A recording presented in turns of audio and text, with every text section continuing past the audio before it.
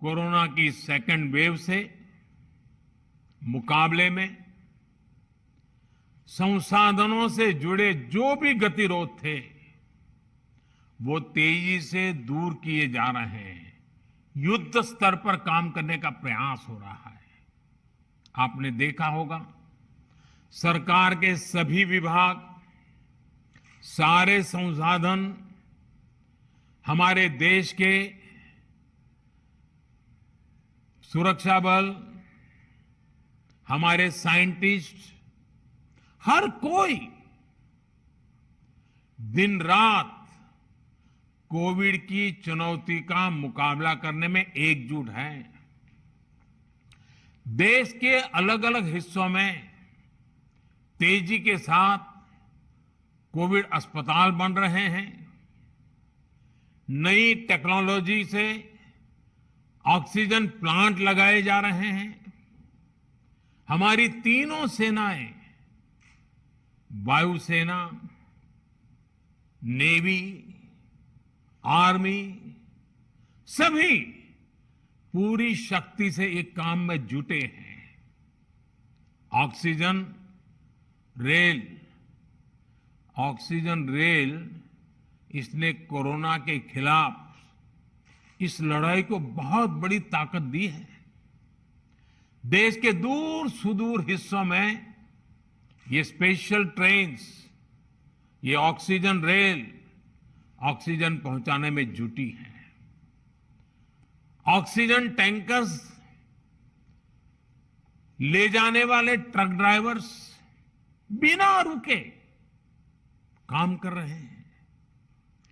देश के डॉक्टर्स हो, नर्सिंग स्टाफ हो, सफाई कर्मचारी हो, एम्बुलेंस के ड्राइवर्स हो, लैब में काम करने वाले सज्जन हो, सैंपल कलेक्ट करने वाले लोग हो, एक एक जीवन को बचाने के लिए 24 घंटे जुटे हुए हैं। आज देश में जरूरी दवाइयों की आपूर्ति बढ़ाने पर युद्ध स्तर पर काम किया जा रहा है। सरकार और देश के फार्मा सेक्टर ने पिछले कुछ दिनों में जरूरी दवाइयों का उत्पादन कई गुना बढ़ाया है। बाहर से भी दवाइयां मंगवाई जा रही हैं। इस संकट के समय में दवाइयां और जरूरी वस्तुओं की जमाखोरी और कालाबाजारी में भी कुछ लोग अपने निहित स्वार्थ के कारण लगे हुए हैं। मैं राज्य सरकारों से आग्रह करूंगा कि ऐसे लोगों पर कठोर से कठोर कार्रवाई की जाए। ये मानवता के खिलाफ का कृत्य है। भारत हिम्मत हारने वाला देश नहीं है। न भारत हिम्मत हारेगा और न कोई भारतवासी हिम्मत हारेंगे। हम लड़ेंगे और जीतेंगे। साथियों, बचाव का एक बहुत बड़ा माध्यम है कोरोना का टीका। केंद्र सरकार और सारी राज्य सरकारें मिलकर ये निरंतर प्रयास कर रही हैं कि ज्यादा से ज्यादा देशवासियों को तेजी से टीका लग पाए। देश भर में अभी तक करीब 18 करोड़ वैक्सीन डोज दी जा चुकी है।